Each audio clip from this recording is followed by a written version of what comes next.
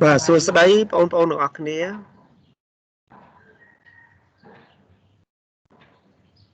chỉ đẹp xua được không đẹp xua được rồi và chẳng người đó dương đừng bật to từ lớp nhà ha DataStructure đừng algorithm vào dương đại dương để dưới pi stack chẳng ngày muốn dương ban ta đó là chụp nó ai hái ôn stack vào dương ngày muốn đôi của ban mà đó cái lạiการធ្វើប្រមាណវិធីហើយបានឲ្យបងអូនយក sample ដល់ហ្នឹងឯងបងអូនថ្ងៃមុនដល់ដែរតំណាំងកាលយើងថ្ងៃអង្គារយើងដល់ណាហើយបងប្អូនការអនុវត្តលើ stack ឬក៏យើងដល់ត្រឹមចំណុចរបស់យើង sample នេះ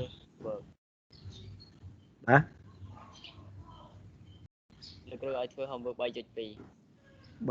ដល់ homework អូខេអញ្ចឹងគឺយើងបានយក homework នឹងទៅហើយអញ្ចឹងថ្ងៃនេះគឺលោកគ្រូចង់សរុបទៅលើបញ្ហា stack របស់យើងព្រោះយើងបានចប់ហើយអញ្ចឹងអ្វីដែលយើងសរុបនេះគឺទី1ពាក់ព័ន្ធទៅនឹងការអនុវត្តណាការអនុវត្ត sample របស់យើងដូចជាការបង្កើត DataStructure and Algorithm ណាសំដៅទៅបញ្ហានេះបងប្អូនបានឃើញពីរបៀបឆ្លើយណាទាំងអស់គ្នាបានស្វែងយល់ទៅលើអាហ្នឹងហើយទី2គឺបងប្អូនបានធ្វើការស្វែងយល់លើ program អញ្ចឹង program នេះគឺលោកគ្រូបានឲ្យបងប្អូនយកទៅអនុវត្តបានឲ្យបងប្អូនយកទៅស្វែងយល់អញ្ចឹងបងប្អូនបានទៅសេ program ហ្នឹងទេតារាន program របស់យើងនេះមិនបានយកទៅអនុវត្តទេ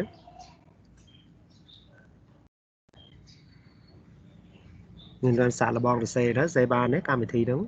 ប្រើប្រាស់មូលដ្ឋាននៃការកំណត់នេះណាមានន័យថាយើងចូលសរសេរ algorithm សម្រាប់បង្ហាញចេញតម្លៃបញ្ច្រាស់របស់តួអក្សរអញ្ចឹងនេះលោកគ្រូចង់បង្ហាញពី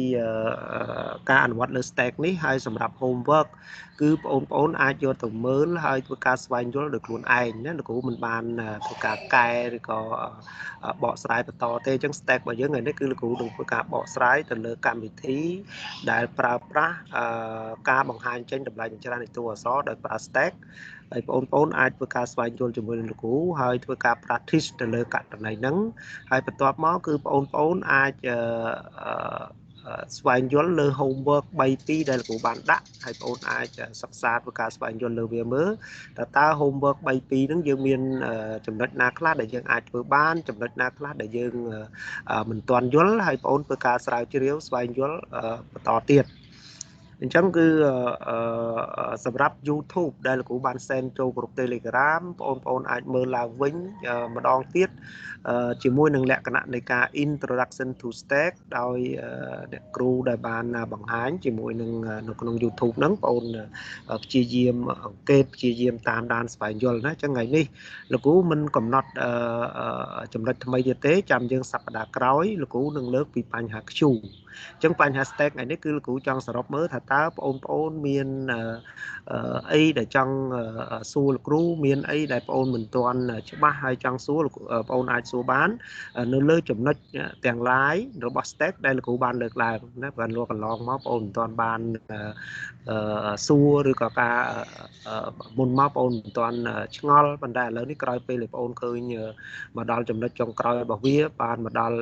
homework បានមកដល់អីគឺបងប្អូនឆ្ងល់លើចំណុចអីប៉ុន្តែលោកគ្រូគាត់ចង់ផ្ដាំថាកុំឲ្យឆ្ងល់លោកគ្រូខ្ញុំស្គាល់ homework ទាំងអស់លោកគ្រូធ្វើឲ្យខ្ញុំវិញឡើងទាំងអស់មកគឺយើងមិនអាចបែបហ្នឹងទេណាគឺឆ្ងល់របស់យើងនេះគឺលោកគ្រូចង់ឲ្យបងប្អូនឆ្ងល់លើចំណុចអីណាកុំឲ្យយើងឆ្ងល់លោកគ្រូ homework ទី1 homework ទី2 homework ទី3យកមកទាំងអស់អញ្ចឹងគឺអត់ទេគឺយកទៅគិតសិនប៉ុន្តែអ្វីដែលយើងចង់នេះគឺលក្ខណៈមេរៀនដែលយើងបានលើកឡើងបន្តរៀនដល់លំហាត់គឺជារឿងមួយដែលបងប្អូនត្រូវយកទៅគិតសិនណាកុំទាន់ឲ្យលោកគ្រូកែឲ្យឬក៏ឲ្យអីភ្លាមដែលយើងមិនទាន់បានស្វែងយល់អស់លទ្ធភាពនេះគឺជាបញ្ហាចាំបាច់ដែលលោកគ្រូចង់បានសម្រាប់បងប្អូនអញ្ចឹងការដែលលោកគ្រូដាក់ homework មិនមែនលោកគ្រូដាក់ homework ឲ្យលោកគ្រូទៅកែ homework ហ្នឹងលោកគ្រូដាក់ឲ្យធ្វើខ្លួនឯងទេអាហ្នឹងគឺដាក់ដើម្បីឲ្យបងប្អូនយកទៅធ្វើ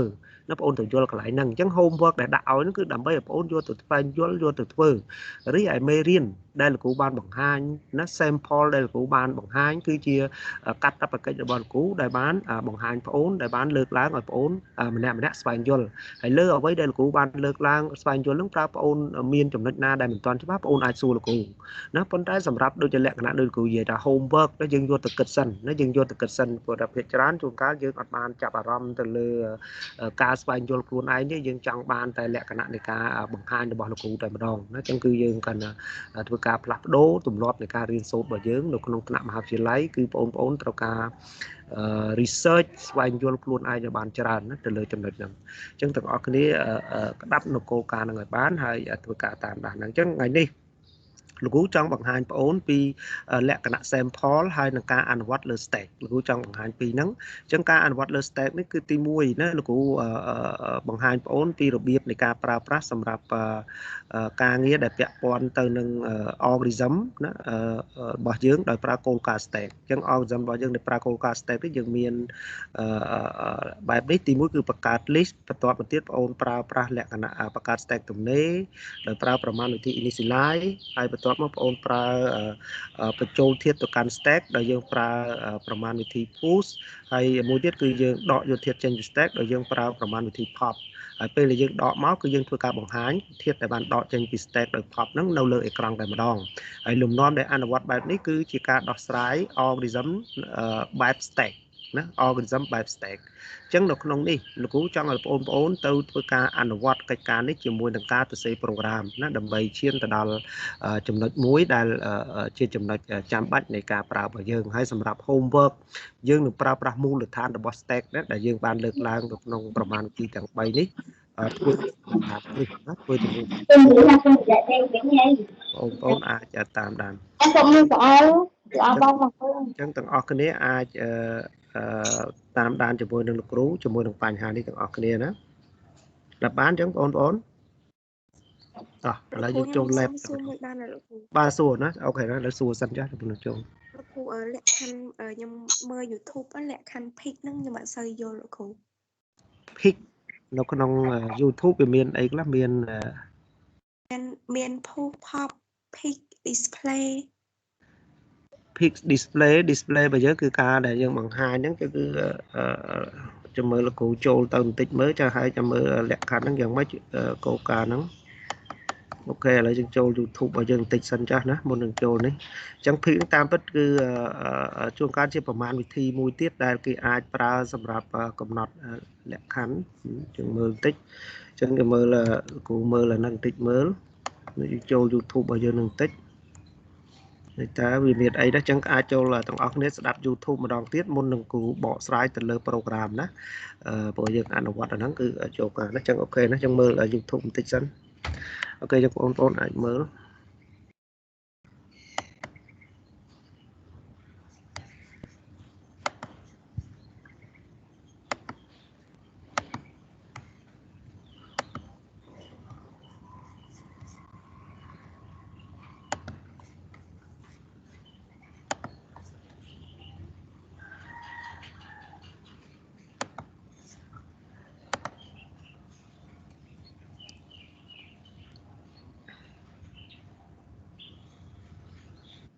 right? We have discussed few data structures like array and linked list. How data អូខេឥឡូវបងប្អូនស្ដាប់សំឡេងឮហ៎ឥឡូវបងប្អូនស្ដាប់ឮហ៎ពេលគ្រូចាក់ហ្នឹងបាទអញ្ចឹងមកឮអញ្ចឹងស្ដាប់ទាំងអស់គ្នាតិចសិនទៅមួយសារសិនហើយចាំយើងដល់ចំណុច peak ហ្នឹងចាំលោកគ្រូនឹងធ្វើការបកស្រាយជាបណ្ដាអូខេឥឡូវបងប្អូនមើល stored in array, what are the different operations on array, what access is possible, you can directly access or you can say it is a container. Stack data structure follow and deletion. Insertion and deletion is possible from only one end. Like you can take a real life example. Suppose you have a CD stand, right? Like this. You are going to put CDs here. First CD, then second, third, fourth, fifth. Obviously like this you are going to put. Suppose you want to insert another CD. In that case, you have only one way to insert CD from the top only. You cannot insert CD here from the bottom. You cannot insert from the left or right. The only way is from the top only you can insert that CD, right? Second case says if you want to take out a CD from this CD stand, then what you will do? Only one option. You can take out from the top, right? Suppose you want to take out this CD, the first CD, right? So you don't have any option. The only option is, first of all, you will have to take out all the CDs which are placed above this CD. After that only you can take out this CD, right? That is the restrictions on insertion and deletion in stack.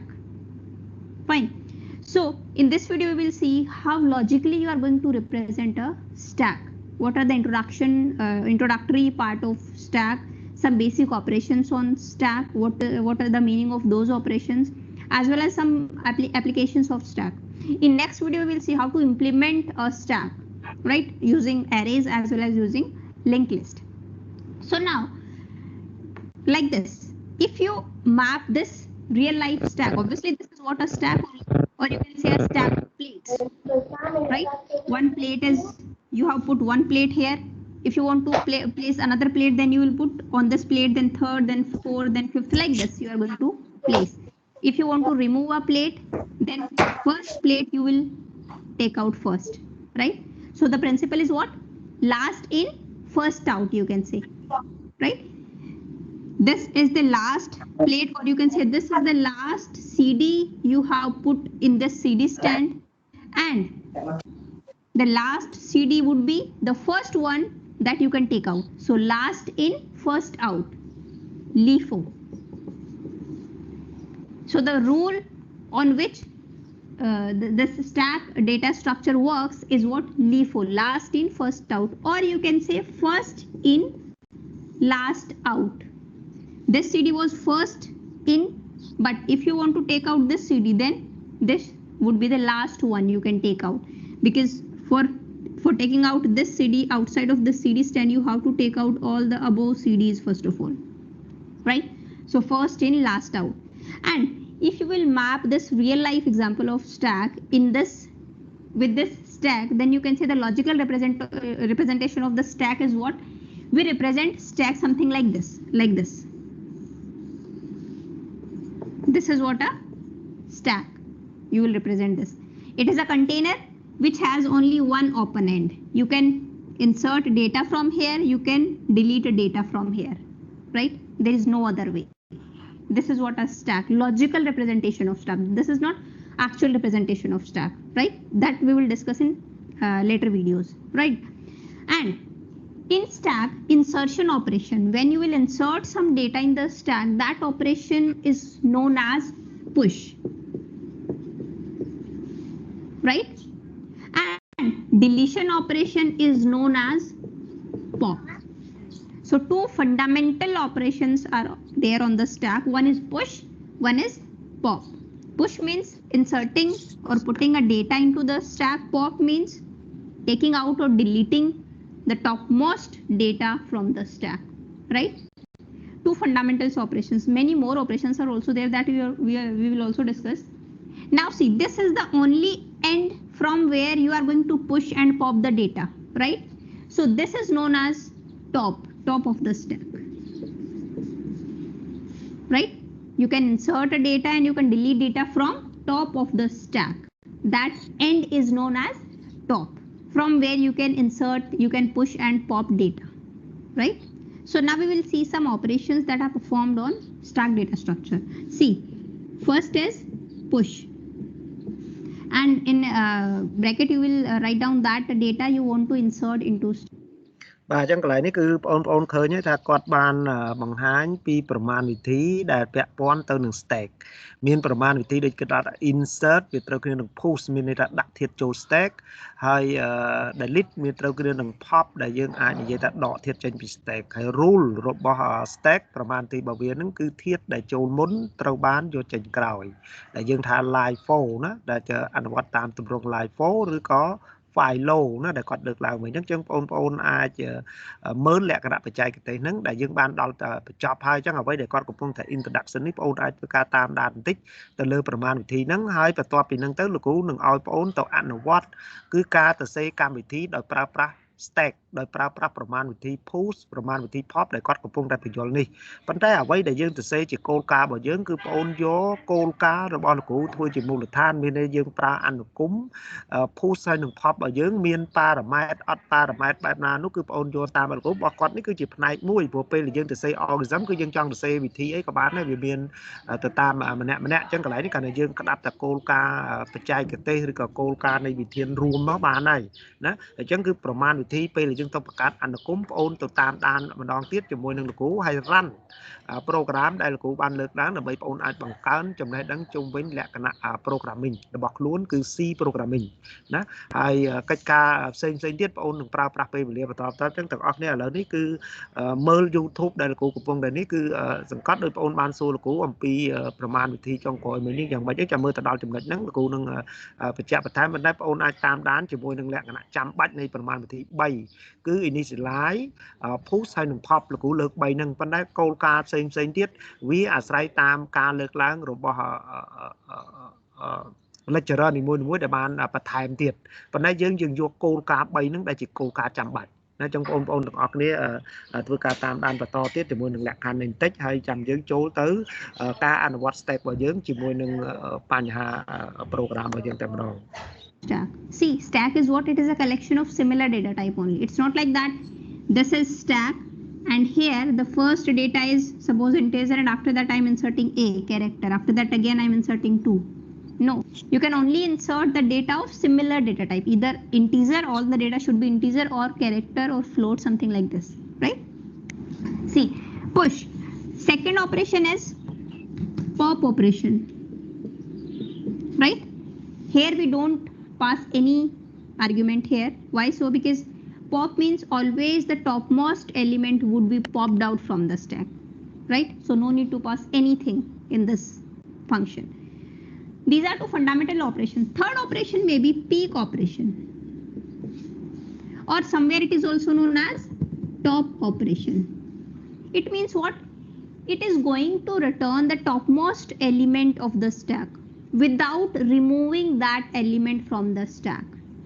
See, pop will return the topmost element from the stack as well as it will remove that element from the stack. See, suppose this is what I have stack and in this I have data type 1, I have data 1, 2 and 3. If you write down pop, it means it will remove 3 from the stack. Now this is the stack, right? And if on this stack you will perform peak operation or top operation, it means it will return 3 but it will not remove this from the stack. This is the difference, right? Fourth operation maybe is empty, means it will true if the stack is empty, there is no data in the list in the stack, right? Otherwise it will return false. Another maybe is full, so this function will return true if this stack is full, otherwise it will return false. See, these are not the only operation you can perform. There are many more operations you can perform on stack, like you can perform search operation, traverse operation. You can find out that minimum element from the stack, maximum element from the stack, right? That thing also we will discuss in later videos, right? These are some fundamental operations you can perform on stack.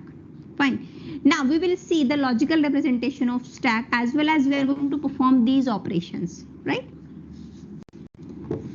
So this is how we logically represent the stack, right? Not actually in the memory. This is just a logical representation, right? For your understanding purpose. Now,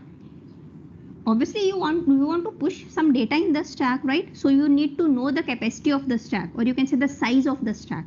So you need to allocate some memory to the stack, right? And how to fix that size, how you will get to know the size of the stack. You can allocate the memory either using static memory allocation or dynamic memory allocation. There are two ways to implement stack: static memory allocation and dynamically you can implement stack. Static means using arrays you can implement stack, right? Dynamic means using linked list you can implement stack. So these implementations we will see in the next video with the help of an example plus code, right? So now suppose I have taken the size of the stack as 5, means the stack can store only 5 elements, either using by static memory allocation or dynamic memory allocation, right? That thing in detail we will discuss in next video. See, suppose the capacity is here 5, so you can insert here 5 elements only. Fine. At starting top is what? Top is equal to -1. Fine. 5 means you can say you can insert 5 elements. The index would be 0 first of all, then 1, then 2, then 3, then 4. Ok, chẳng ôn xua là của mình piประมาณ វិធី ដែល ទាំងអស់ យើង មាន push pop pick ឬក៏ top is empty ហើយ នឹង is free full ណា អញ្ចឹង កន្លែង នេះ ចេះ បងអូន តាមពិត គឺ នៅ ក្នុង push របស់ យើង នេះ គឺ យើង ដាក់ ធាតុ ចូល stack ហើយ pop របស់ យើង គឺ យើង ដក ធាតុ ចេញ ពី stack ណា តាម គោលការណ៍ ដែល យើង បាន កំណត់ រីឯ pick ឬក៏ top នេះ គឺ ចង់ សំដៅ ទៅ លើ ប្រមាណ វិធី ដែល កំណត់ stack ទំនេរ អាស្រ័យ ដោយ top ដែល top របស់ យើង ចាប់ ដើម ដំបូង ដូច យើង ប្រើ initialize យ៉ាង ដែរ នេះ គឺ តាក់ទង initialize របស់ យើង អញ្ចឹង initialize នេះ គឺ ពាក់ព័ន្ធ ទៅ នឹង top របស់ យើង វា ស្មើ ដក 1 វា ស្មើ 3 វា ស្មើ 2 ពេល វា ចាប់ ដើម ចល័ត នេះ អញ្ចឹង គឺ pick ឬក៏ top នេះ គឺ ចង់ សំដៅ ទៅ លើ ការ បង្កើត stack ទំនេរ ណា ត្រូវ តែ បង្កើត stack ទំនេរ ទើប យើង អាច ដាក់ ធាតុ ចូល stack ទើប យើង អី ដែល បង្កើត stack ទំនេរ របស់ យើង គឺ យើង ឲ្យ top របស់ យើង ស្មើ ដក 1 អញ្ចឹង កន្លែង ហ្នឹង គឺ ន័យ របស់ វា អញ្ចឹង ហើយ ក្នុង ន័យ ដែល របស់ លោកគ្រូ នោះ លោកគ្រូ បាន លើក initialize ណា អានេះ គឺ លោកគ្រូ ដាក់ initialize push pop រីឯ empty ឬក៏ full stack នេះ លោកគ្រូ មិន បាន យក មក ព្រោះ អាហ្នឹង គឺ ពេល ដែល វា ពេញ គឺ top របស់ យើង ស្មើ នឹង max stack ដក 1 ហើយ ពេល ដែល វា ទំនេរ គឺ top របស់ យើង ស្មើ នឹង ដក 1 អញ្ចឹង គឺ យើង ចង់ បង្កើត ប្រមាណ វិធី is empty ឬក៏ is full នេះ ក៏ បាន យើង បង្កើត អនុគម ទៅ អានេះ ដូច គ្នា ដូច យើង បង្កើត អនុគម initialize ដែល លោកគ្រូ បាន ដាក់ ឈ្មោះ ណា អញ្ចឹង គឺ ន័យ របស់ យើង ប៉ុណ្ណឹង អញ្ចឹង ក្តាប់ បាន អញ្ចឹង បងអូន ចា លោកគ្រូ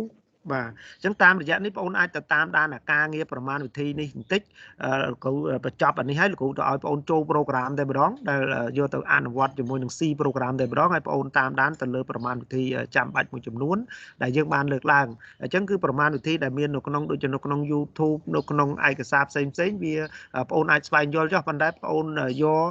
លក្ខណៈប្រមាណវិធីដូចរបស់លោកគ្រូដែលបានលើកឡើងនឹងយកមកធ្វើជាមូលដ្ឋានក្នុងការក្តាប់ឲ្យជុំឬក៏យល់ឲ្យបានថាតើ initialize នឹងស្អីគេ push យ៉ាងម៉េច pop យ៉ាងម៉េចទៅលោកគ្រូលើកតែ3ហ្នឹងទេអញ្ចឹងឥឡូវនេះគឺមើលអានេះបន្តិចទៀតហើយ from 0 to 4 right so here 5 elements I can store this is the capacity of the stack at starting top is -1 right -1 means somewhere here -1 hypothetically we assume that here we have -1 index right now suppose in the empty stack you call this pop operation what would happen pop means the topmost element would be removed but here we don't have anything stack is empty in this case it is what underflow condition it will return what the stack is empty so this is what an underflow condition you can say right and now suppose I'm calling push to right actually implementation also we will see how to write down the code for push and pop right here I'm just giving you the brief introduction push to means here from the top only you will insert this 2 right we have only one end so first of all what would happen top is -1 so we will increment this top first of all top plus it means top becomes 0 now here we have top and now you will insert this 2 right again if you will call push 3 again first of all top plus right now top becomes this one top is pointing to this one and now you will insert 3 here in the stack fine if you call pop no need to pass any argument here why so because only the topmost element would be removed from the stack you cannot write here pop 2 means if you want to remove this 2 you cannot see pop 2 and this 2 would be removed no always this element would be removed right so pop means the 3 would be removed from the stack and now see right now we will do top minus means now again top is 0 or second again if you do pop in that case again 2 would be removed from the list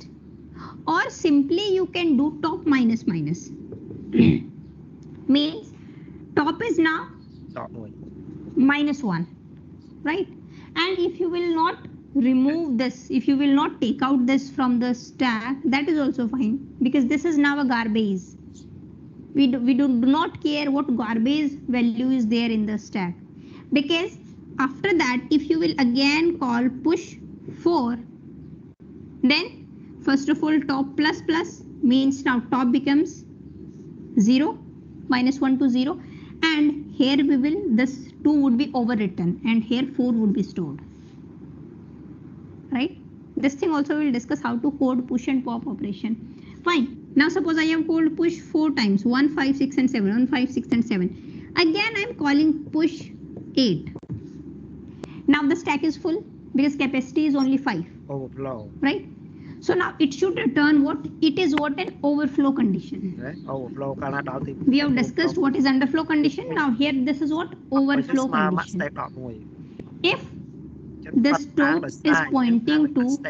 this maximum size minus 1. The index is 4, maximum size is 5. In that case, it would return overflow condition. You cannot insert any data in the stack because stack is full. So this is what overflow condition. And now here if you will call is full function, means it will return true if the stack is full. And now the condition is stack is full. So it would return at this time is full function would return true. Right? And when there is nothing in the stack, suppose we have popped out all the data and after that we call is empty. In that case, it would return true because stack is empty. How you are going to code these functions we will see. Fine. So now what are the applications of stack? See, the very basic application is if you want to reverse a string or reverse a word. អញ្ចឹងគឺបងប្អូនអាចទៅមើល program reverse string របស់យើងតែម្ដងតែ application អញ្ចឹងប្រមាណវិធីដែលគាត់បានលើកឡើងមិញនេះគឺបងប្អូនឃើញការបង្ហាញពីគូរូបដែលពេញអីហ្នឹងគឺបងប្អូនមើលក្នុង homework ទី 2 ដែលលោកគ្រូបានដាក់គឺមានឲ្យគូរូប stack ជាមួយប្រមាណទី post pop initialize ហ្នឹងបងប្អូនគូពេលណាដកធាតុពេលណាយកធាតុគឺគូរូបបន្តបន្ទាប់គ្នាដោយរូបដែលគាត់គូមិញគាត់គូរូបតែមួយហើយគាត់បញ្យល់យើងគឺគោលការណ៍ហ្នឹងគឺតាមរយៈYouTube ដែលគាត់បញ្យល់វិញនេះបងអូនអាចទៅស្វែងយល់លើ homework ទី 2 ណា homework ទី 2 ដែលគ្រូបានដាក់គឺឲ្យគូរូបឬក៏បងអូនមើលឧទាហរណ៍នៅក្នុងប្រមាណវិធី push ឧទាហរណ៍នៅក្នុងប្រមាណវិធី pop ដើម្បីបង្កើនការយល់ហ្នឹងហើយនឹង YouTube ដែលដាក់មិញអញ្ចឹងតាមរយៈនេះទាំងអស់គ្នាអាចមកមើល program ណាលោកគ្រូឲ្យមកមើល program មានន័យថាអនុវត្តណាទៅលើកិច្ចការរបស់យើងដែលយើងតាក់ទងនេះគឺពាក់ព័ន្ធទៅនឹងផ្នែករបស់យើងវិញគឺចូលសរសេរកម្មវិធីដើម្បីប្រើប្រាស់ជាមួយនឹង reverse string នេះគឺជាបញ្ហា reverse string ណាដែលគាត់បាន application វាមានច្រើន reverse string យើងមានច្រើនអញ្ចឹងនៅក្នុងលក្ខខណ្ឌនេះបងអូនយកអានេះមកប្រើហើយដូចជា homework ដែលលោកគ្រូដាក់ណាដូចអាទី2នេះអាទី2ដែលដាក់នេះគឺរូបបងអូនគូតែរូបទេហើយពេលហ្នឹងគឺ15វាចូលកន្លែងណា40ចូលកន្លែងណាមិនបាច់បញ្យល់អីទាំងអស់គូតែរូបឲ្យលោកគ្រូមកប៉ុន្តែបើកសិនជាគេឲ្យបងអូនបញ្យល់ទៀតបងអូនត្រូវទៅសេពីមុខហ្នឹងឧទាហរណ៍ A មានន័យថាវាបង្កើត stack ទំនេរគឺ top ស្មើដក1ហើយគូរូបនឹងមកដែលពេលហ្នឹងគឺយើងមានប្រហែលកន្លែង stack របស់យើងនេះគឺមាន6អញ្ចឹងបងអូនគូ6 location ណាបងអូនគូបែបជាការផ្ទុកដោយ array ដែលបងអូនអាចយកលក្ខខណ្ឌហ្នឹងគឺតាមរយៈនេះឯងនេះគឺបងអូនគូបែបនេះឯងអញ្ចឹងគឺបងអូនចង់គូរូប stack ដូចរបស់គាត់គូប្រឈរហ្មងក៏បានប៉ុន្តែរបស់យើងគូបែបនេះទៅណាពី0ដល់4មិញហ្នឹងគឺ5កន្លែងពី0ដល់4បងអូនឃើញហើយ stack ណាអញ្ចឹងអានេះគឺ location របស់ array ណាអញ្ចឹងទាំងអស់គ្នាតាមដានកន្លែងហ្នឹងក្តាប់បានទេបងអូនកន្លែងហ្នឹងយល់បានខ្លះហ៎ណាចាលោកគ្រូបាទមកដល់ចំណុចនេះយើងឃើញបាទកាលយើងស្ដាប់លើកទី1ឥឡូវលើកទី2លើកទី3បន្តហើយទៅវិញបងអូនអាចមើលអង្កេតមើលខ្លួនឯងហើយ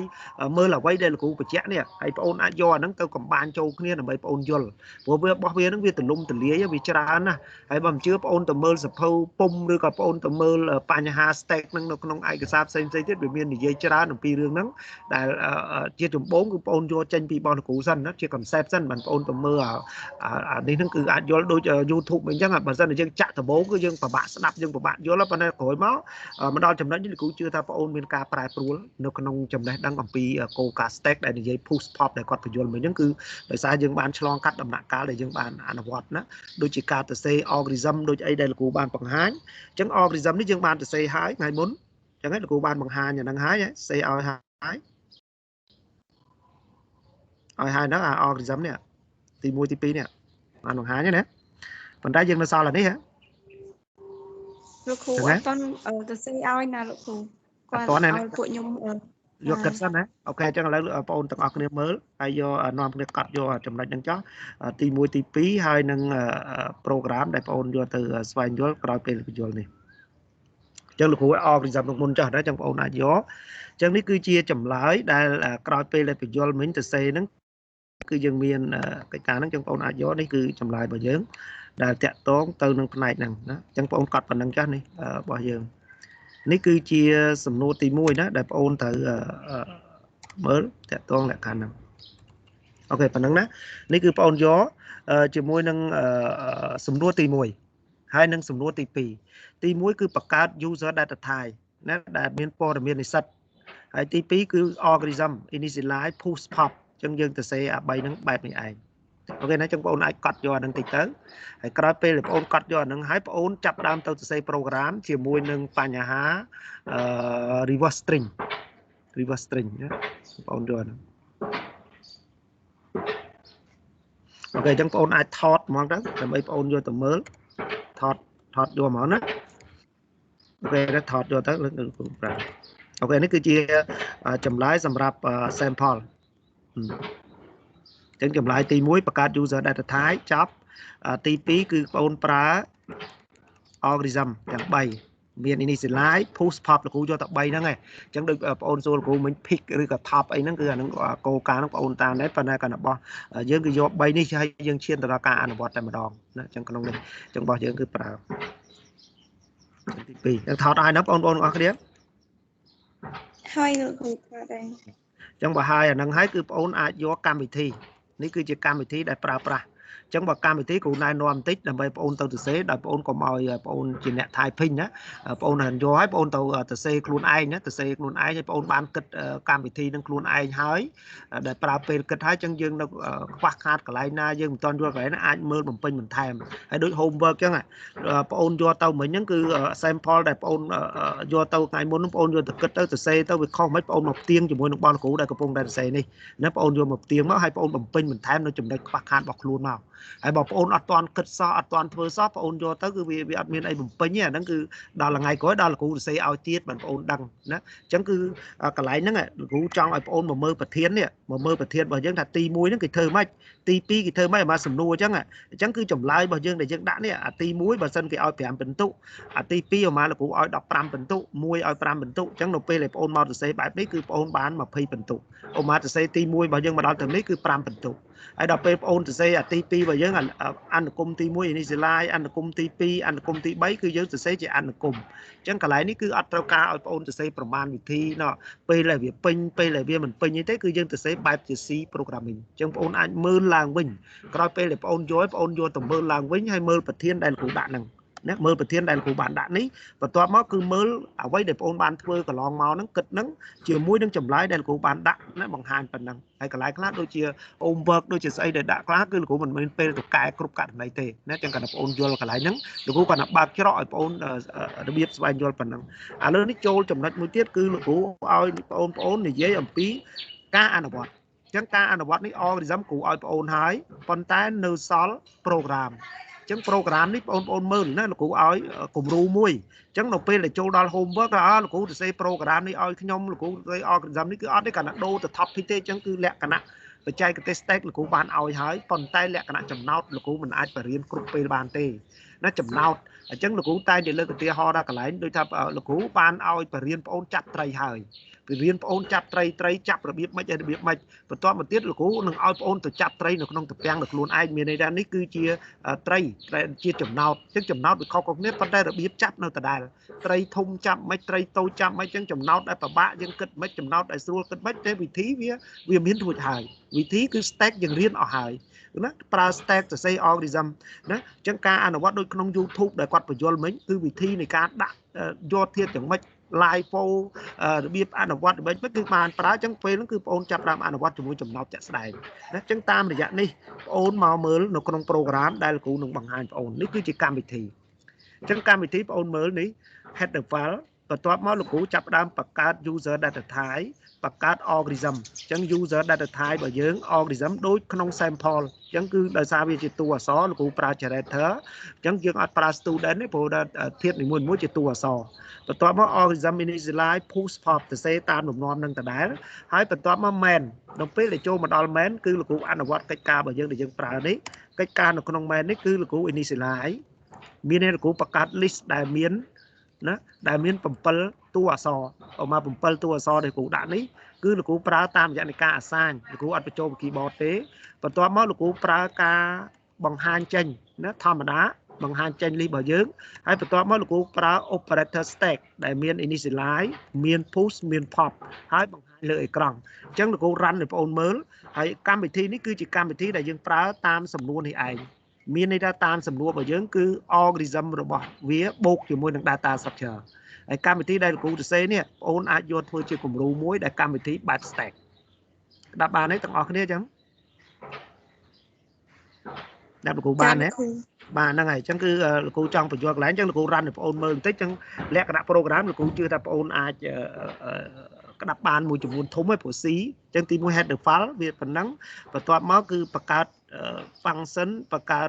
data structure របស់ stack ដែលដូចជាយើងទៅសេខាងលើនេះគឺសំណួរ sample របស់យើងដែលបានដាក់សួរប៉ុន្តែមកដល់ពេលនេះគឺជាក់ស្ដែងរបស់យើងគឺនៅទម្រង់ដដែលគេមាន2 field គាត់នៅ note របស់យើងពេលហ្នឹងគឺជាតួអក្សរហើយទំហំនេះបងប្អូនចង់ដាក់ប្រហែល40 50រឿងរបស់បងប្អូនចង់ដាក់ប៉ុន្តែយើងដាក់ធំនោះកុំឲ្យវាកើតករណី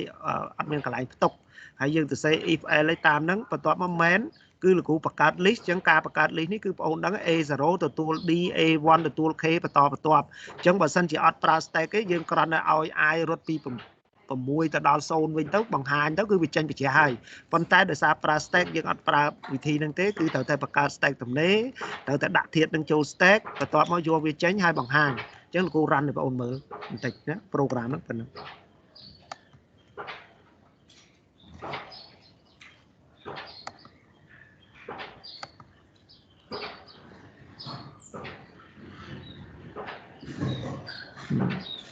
Here again eh? Say print không? Say print không à? Còn ghé chẳng dương đăng dẫn ở vùng mà chẳng là cụ rành tích á 2 giờ chắc chăm con vừa ok chẳng chênh máu này cái ấu này chẳng program p dương từ c chọn phần năng nó trong quấy đi về bằng 2 mà đam list để bao dương cứ môn p nó cứ miền A0 A1 A2 A3 nó cứ đó là A6 chẳng cứ đọc p dương chập đam pra stack cứ dương bằng 2 phải trẻ huynh chẳng bằng 2 phải trẻ miền dương chập đam ai rốt p 6 đó sâu bằng 2 dối cứ pra câu cá bao dương cứ miền program thi bao dương để dương pra này miền program thi ấy là miền initialize miền push miền pop để dương từ c nắng chẳng về bằng 2 cứ bí bằng 2 môn kế và toán ó chẳng điដែលយើងដាក់ចូល stack មុនគេបែរទៅជាយកចេញក្រោយគេនេះគឺជាតម្លៃបញ្ច្រាស់របស់តួអក្សរដែលយើងថា reverse របស់យើងដែលយើងបានកំណត់ណាអញ្ចឹង program ដែលបងប្អូនទៅសេហ្នឹងគឺប៉ុណ្ណឹងអញ្ចឹងសម្រាប់ program នេះលោកគ្រូចង់ឲ្យបងប្អូនប្រើ initialize ឬក៏បងប្អូនអាចបញ្ចូលពី keyboard អញ្ចឹងបងប្អូនអាចយកទៅបញ្ចូលពី keyboard ក៏បានដែរនេះគឺបងប្អូនអាចយកទៅរៀបបញ្ចូលវាយបញ្ចូលទៅប៉ុន្តែបងប្អូនលោកគ្រូឲ្យអាសាញមុនចោះដើម្បីបងប្អូនក្រាបបានអញ្ចឹង program មានប៉ុណ្ណឹងអញ្ចឹងគឺចាប់ផ្ដើមអនុវត្តចោះទាំងអស់គ្នាចឹងបងប្អូនអាចថតយកផ្នែករបស់យើងដែលយើងប្រើហ្នឹងគឺលោកគ្រូឲ្យប៉ុណ្ណឹងហើយនាំវាទៅអនុវត្តណាទៅធ្វើការ practice ណាចឹងប៉ុណ្ណឹង practice ចឹង header file ប៉ុណ្ណឹងចឹងថតយកតិចចុះណាចឹងថតយកអាហ្នឹងទៅដើម្បីបងប្អូនទៅទៅសេទៅបងប្អូនមានអាហ្នឹងគឺកុំទៅ typing ណាមានបងប្អូនទៅទៅសេហើយវគ្គកន្លែងណាបងប្អូនទៅមើលវិញដាក់បានទេបងប្អូនកន្លែងហ្នឹងចាគ្រូបាទហើយថតយកទៅនឹងត្រូវកត់អីកត់ note ខ្លួនឯងនៅលើ homework លើ sample លំហាត់ណាចឹងថតអាហ្នឹងបន្ទាប់មកបងប្អូនថតមួយវគ្គទៀតនេះគឺ program ណា program របស់យើងគឺវគ្គប៉ុណ្ណឹងអញ្ចឹងគឺបងប្អូនអាច run មួយវគ្គនេះដែលលោកគ្រូបិទប៉ុណ្ណឹងបងប្អូនថតយកអាហ្នឹងនេះគឺបងប្អូនអាច run បានទេ program ហ្នឹងប៉ុណ្ណឹងហើយកន្លែងលោកគ្រូបិទ slash បិទនេះគឺបងប្អូនអាចបញ្ចូលពី keyboard ណាបងប្អូនចង់បញ្ចូលពី keyboard បងប្អូនប្រើតាមនេះទៅទៀតណាមួយវគ្គទៀតបងប្អូនចង់បញ្ចូលពី keyboard គឺបងប្អូនទៅសេប៉ុណ្ណេះតានេះអានេះបញ្ចូលពី keyboard ប៉ុន្តែបញ្ចូលពី keyboard ឯងស្នុកស្នាញបន្តិចបងប្អូនទៅតាមដានថែមខ្លួនឯងទៅអញ្ចឹងគឺ list របស់យើងគឺអាចអាសាញឬក៏បញ្ចូលពី keyboard ណាតាមហ្នឹងអូខេអញ្ចឹងក្រោយពេលដែលបងប្អូនថតអាហ្នឹងហើយលោកគ្រូចង់ឲ្យបងប្អូនយកទៅទៅសេកម្មវិធីហ្នឹងគឺបងប្អូនបកមកនេះបកមកមើលប្រធាននេះឲ្យបងប្អូនធ្វើបកមកមើលប្រធាននេះឲ្យបងប្អូនធ្វើបកមកមើល sample នេះឲ្យបងប្អូនធ្វើបងប្អូនទៅសេខ្លួនឯងម្ដងទៀតហើយបងប្អូនមើលអ្វីដែលយើងធ្វើចាំបានប្រមាណយល់បានប្រមាណវានៅភ្លេចប្រមាណបងប្អូនបកមកមើលចម្លើយដែលលោកគ្រូបានឲ្យថតមិញហ្នឹងណាកុំថតយកទៅទុក មានន័យថាយើងថតដើម្បីយើងមានចម្លើយមួយជាមូលដ្ឋានណាចឹងគឺថ្ងៃហ្នឹងយើងបញ្ចប់ stack របស់យើងប៉ុណ្ណឹងអាទិត្យក្រោយលោកគ្រូចូល Q ណាអាទិត្យក្រោយយើងចូល Q ហើយចឹងថ្ងៃនេះគឺបងប្អូនទាំងអស់គ្នាចាប់ដើម practice ចោះណាមើលប្រធាននេះហើយចាប់ដើមសរសេរណាចឹងគឺនាំគ្នាអនុវត្តទៅលើកិច្ចការហ្នឹងណាចឹងនាំគ្នាអនុវត្ត program ទាំងអស់គ្នាណាបានបងប្អូនចាលោកគ្រូ អូខេណាចឹងចាប់ដើមអនុវត្ត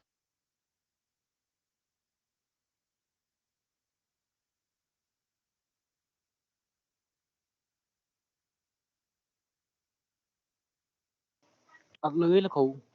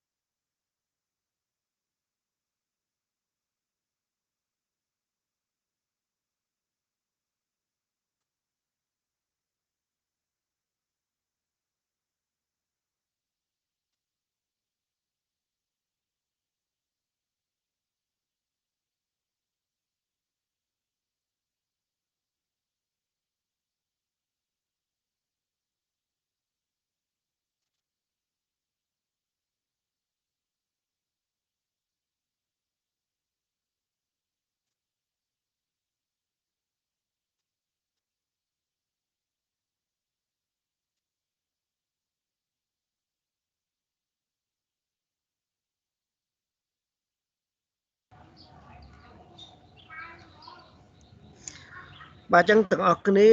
ធ្វើការអនុវត្តលើកម្មវិធីរបស់យើងនឹងទៅហើយឥឡូវនេះលោកគ្រូហៅវត្តមានហើយឮសូរឈ្មោះឆ្លើយណាអញ្ចឹងនាំគ្នា practice ទៅលើកម្មវិធីរបស់យើងដែលបងអូនបានយកមិញហើយអញ្ចឹងគឺលោកគ្រូក៏ចង់បញ្ជាក់ថាបងអូនផ្ដើមចេញពីចំណុចនេះទៅកុំទៅមើលកូដនឹង typing តាមណាមើលប្រធានហ្នឹងហើយបងអូនចាប់ផ្ដើមសរសេរបងអូនចាំបានអីខ្លះមិនចាំបានអីខ្លះសរសេរទៅឲ្យខ្វះខាតចាំទៅមើលបងប្អូនមានថតនេះហើយប៉ុន្តែកុំទាន់អាចដាក់ចិត្ត typing ណាគ្រូផ្ដាំឲ្យផ្ដាំទៀតអ្វីដែលឲ្យហ្នឹងបងប្អូនបានយកទៅគិតនៅផ្ទះភាសាហើយអញ្ចឹងបងប្អូនគិតទៅបងប្អូនគិតឃើញអីខ្លះហើយមកដល់ពេលលោកគ្រូបញ្យលម្ដងទៀតហ្នឹងគឺបងប្អូនបានបំពេញបានអីខ្លះហើយបន្ទាប់មកទៀតហ្នឹងគឺក្រោយពេលបងប្អូនធ្វើម្ដងទៀតសរសេរខ្លួនឯងម្ដងទៀតជាមួយនឹង program ហ្នឹងតើវានៅខ្វះអីគឺបងប្អូនអាចទៅមើលអ្វីដែលបងប្អូនថតមិញដែលជាការបង្ហាញរបស់លោកគ្រូអញ្ចឹងទាំងអស់គ្នាស្ដាប់លោកគ្រូហៅវត្តមានឆាវប៊ុនតារាវិទូ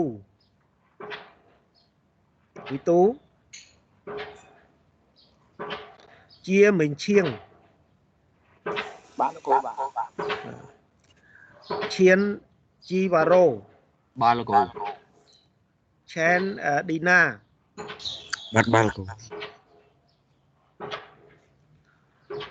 ឈៀងណារ៉ាឈីវស៊ីងបាទលោកគ្រូបាទ ចិនធូនីម បាទលោកគ្រូបាទ ឈួនយុយ បាទលោកគ្រូ ឈុនមិញហុង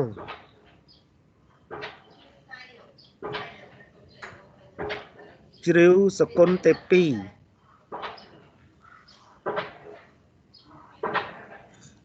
ហមកូពីអាណាន់ ខ្ញុំលោកគ្រូខ្ញុំ គៀមិញស្រេង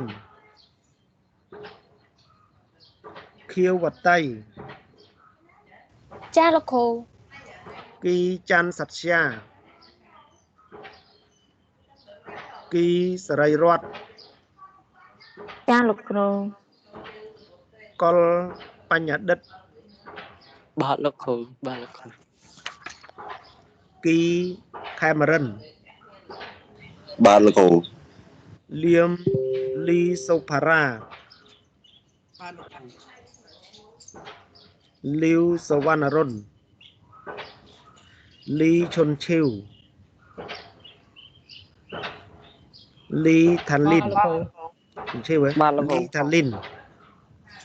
Ba là cô. Map Mate Ba là cô. Mau Ba Hạ là cô. Sinh Hap Hạ Sinh Hap Mau Hạ Sinh Hap Manti Sukia Ba là cô. Mây Xây La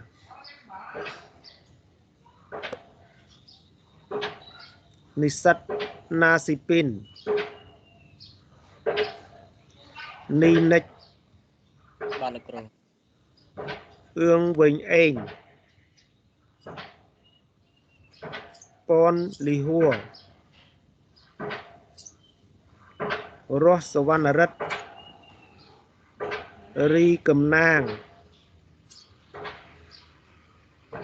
San Mình Liêng Ba là cô. Saru Li Hua Sóc Sam Ba là cô. Song Tông Hình Ba là cô.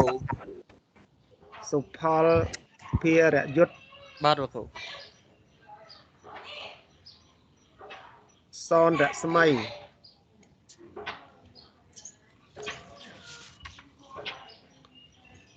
Richard Boramay Sruon Li Hua Ba là cô. Tu Là Đe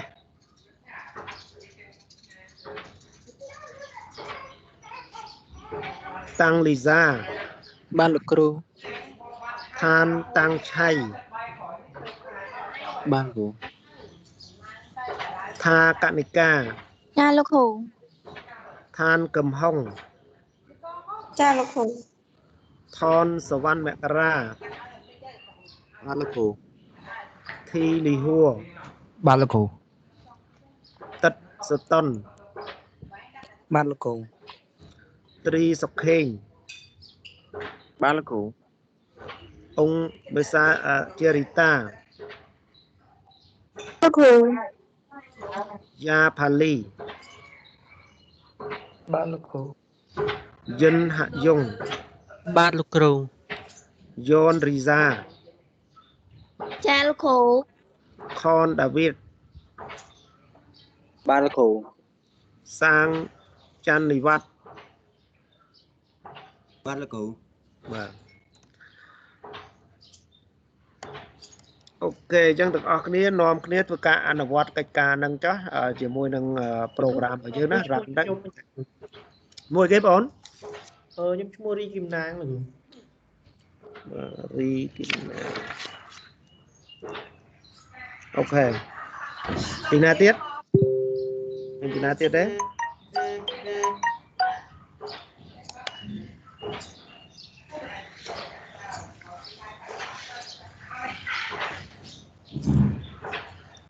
អូខេអញ្ចឹងទាំងអស់គ្នានាំគ្នាអនុវត្ត program ណាថ្ងៃហ្នឹងគឺធ្វើម៉េច run program ហ្នឹងឲ្យបានមួយទៅព្រោះដល់ពេលដល់លក្ខណៈ Q លក្ខណៈអីប្រហែលជាលោកគ្រូមិនបានដល់ program អញ្ចឹងឲ្យបងអូនទេអញ្ចឹង step លោកគ្រូឲ្យដល់ Q លោកគ្រូរៀនតែទ្រឹស្ដីទេណាតែប្រមាណវិធីហើយគឺយើងចាប់ឲ្យអនុវត្តប្រមាណវិធីតែម្ដងអញ្ចឹងការទៅសេកូដទៅសេអីនេះគឺបាន step មួយលោកគ្រូបានបង្ហាញគំរូអញ្ចឹងបងអូនបានយកទៅគឺធ្វើម៉េចបងអូនទៅសេ run ឲ្យតាមដានរបៀបប្រើហើយបងអូនត្រូវគិតថាហេតុអីបានជាកម្មវិធីរបស់យើងហ្នឹងគឺបញ្ហារបស់យើងប៉ុណ្ណឹងយើងទៅសេច្រើនម៉េះគឺដោយសារយើងប្រើ stack ហើយគោលបំណងរបស់យើងគឺចង់ឲ្យបងអូនចេះប្រើប្រមាណវិធីរបស់ stack ក្នុងឧទាហរណ៍ហ្នឹងគោលបំណងគឺចង់អញ្ចឹងណាចង់ឲ្យបងអូនចេះអាហ្នឹងអញ្ចឹងហើយបានជាឲ្យបងអូនរៀបចំមាន initialize មាន push មាន pop អញ្ចឹងយើងមាន3ប្រមាណវិធីហ្នឹងគឺចាំបាច់វត្តមាន3ហ្នឹងគឺមិនអាចចោលបានទេណាអញ្ចឹងលោកគ្រូផ្ដាំទៀតថាឲ្យបងអូនយល់អញ្ចឹងដូចជា sample មេរៀនហ្នឹងប៉ុណ្ណឹងអូមកគេឲ្យយើងទៅសេមេរៀនរបស់យើងសំដួរ sample ហ្នឹងទៅសេតែប៉ុណ្ណឹងទៅ15បន្ទុកសេតែប៉ុណ្ណឹង15ហើយអញ្ចឹងគេមិនសូវជាឲ្យបងអូនទៅសេ program ទេណាមិនសូវជាឲ្យបងអូនទៅសេទេប៉ុន្តែមកដល់ពេលនេះគឺបងអូនរៀន apply ចូល programming ណា C programming របស់ខ្លួនមកណាអញ្ចឹងយើងមានបង្កើតនេះហើយបានយើងចូលដល់ main ណាមែនបើយើងគឺយើងប្រើប្រាស់វាហើយនឹងប៉ុណ្ណឹងអញ្ចឹងវគ្គប៉ុណ្ណឹងអញ្ចឹងនាំគ្នាធ្វើអាហ្នឹងហើយកុំដាក់ចិត្ត typing លោកគ្រូផ្ដាំប៉ុណ្ណឹងអូខេអញ្ចឹងក្តាប់បានទាំងអស់គ្នា ចាលោកគ្រូ បាទអូខេដល់ចឹងនាំគ្នាប្រាធីចុះណាដោយសារលោកគ្រូជាប់រវល់បន្តិចចឹងលោកគ្រូចេញមុនឲ្យបងប្អូននាំគ្នាអនុវត្តចុះប៉ុណ្ណឹងចុះជម្រាបលាបាទ ចាជំរាបលា